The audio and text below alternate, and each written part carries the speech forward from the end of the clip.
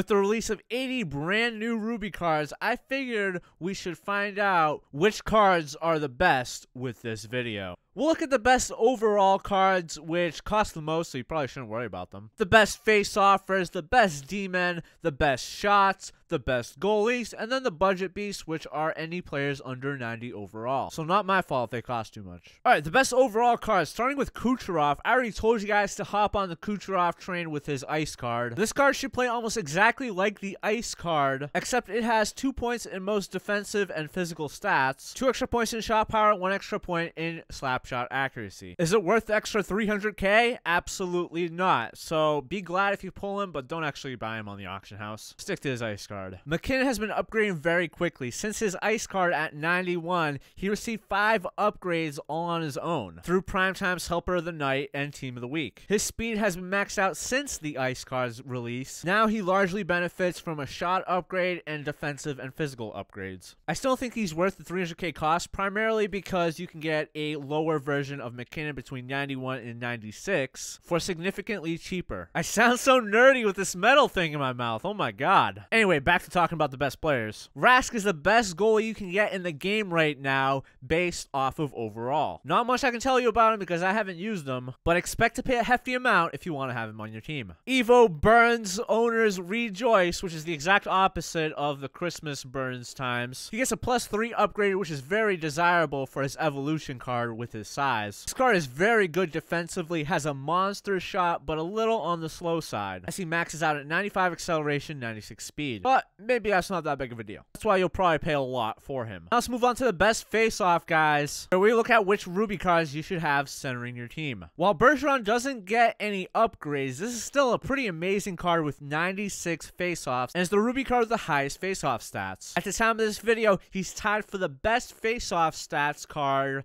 that is not Yager or Ginla. That's why he's very desirable. 1 point behind him is GIROUX, who in addition to having high face-off stats, is extremely fast and has the hands of a god at 99 in deking, hand-eye passing, and puck control. Another very desirable card. Getzlaf gets a +5 boost from 88 and has a face-off rating of 94. This card is great at everything but skating. Thankfully, he has rocket skates, which brings up his skating to 94 with team synergies as well. BARZAL surprisingly makes this list because rookies don't usually have a high face-off rating. He has the 4th highest face-off rating at 89, and this card is absolutely godlike on offense. For a 93 overall, a lot of his stats are 95+. A lot of people took notice of this, and despite being a 93 overall, he's one of the most expensive Ruby cards to have right now. CROSBY shows his face, a +1 upgrade to his ice card, but this isn't his best card released at the time of the video. He has a Team of the Week and Evo card at 95, which is better than this one, so it makes his card not as desirable as it could be. Despite that, he has great puck handling and great awareness. From here, we move on to the best Dmen out of the Ruby cards. Outside of Burns, John KLINGBERG rises up to the top at 95 overall. This card is great offensively, but the downsides to him are the amount of weight on him. 177 pounds is pretty low for a defenseman. And his body checking is under 90, so don't expect to be physical with him. This Subban card is pleasantly surprising. All of the important defensive stats are 95+. He can pass and control the puck really well. His skating reaches 96 acceleration, 97 speed. This card can anchor your blue line pretty well. Seth Jones, I love this card because of his size primarily. 6'4", can go up to 96 acceleration, 96 speed. And like Subban, he's great defensively and great with the puck.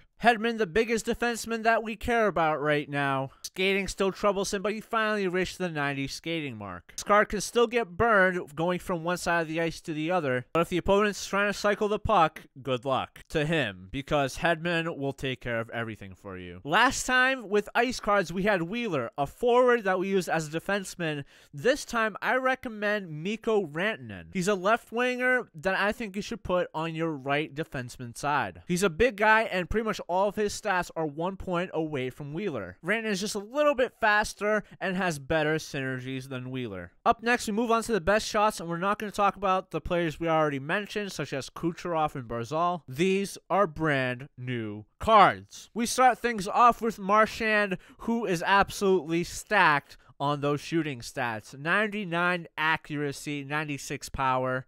He's fast, is great at puck handling, just pay attention to his size. At 5'9", he's kind of a rat. EICHEL's an offensive dynamite. He's got speed, he's got the shot, he's got puck handling. In fact, a lot of his defensive stats are also really good and really high, such as stick checking and awareness. This card is amazing no matter where you put him.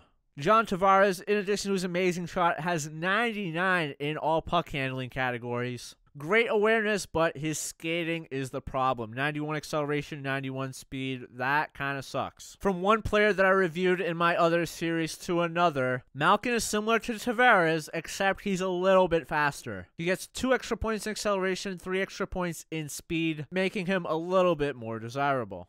Taylor Hall is a card that had maxed out skating for quite some time now. With the +4 boost over his ice card, his shot is even more lethal. He's better at handling the puck. His endurance isn't as much of a problem, and he's better defensively. 2-time Stanley Cup champion Phil Kessel is another amazing card. 93 overall, yet all of his offensive stats are pushing 99. Besser stands out in the best shot category, as all of his shooting ratings are over 95, and he's a decent skater. With fine shooting, his wrist shot accuracy can be up to 98, and who doesn't love themselves some Brock?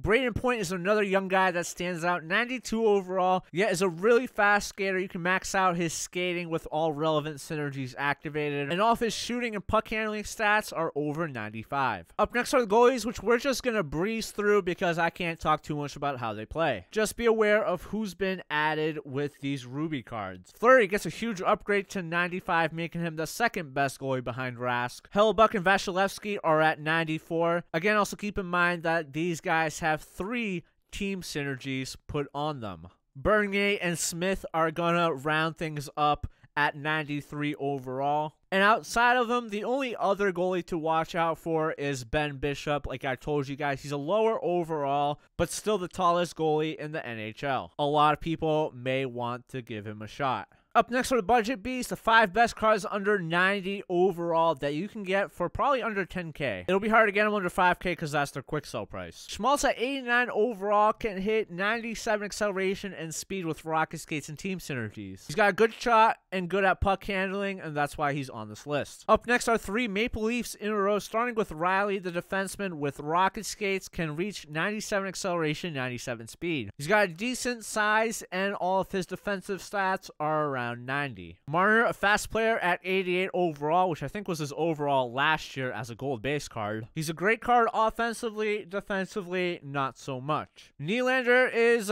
pretty much his twin. Same stats, but different synergies. You can activate rocket skates on Nylander, which probably makes him more desirable and pushes his skating to 97. Finally, Hoobie Dooby Doo is just a well-rounded card, offensively and defensively, just not very physical. That'll do it for my overview of the Ruby cards. Hope you guys enjoyed. Hope you found this video informative. And I'll see you guys again with team builds involving these Ruby cards.